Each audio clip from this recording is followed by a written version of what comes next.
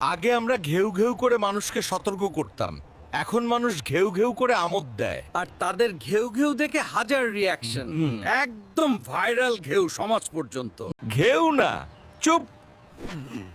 আজ থেকে ভাবুক কুকুর হব। ভালোই তো, ঘেউ ঘেউয়ে দর্শন।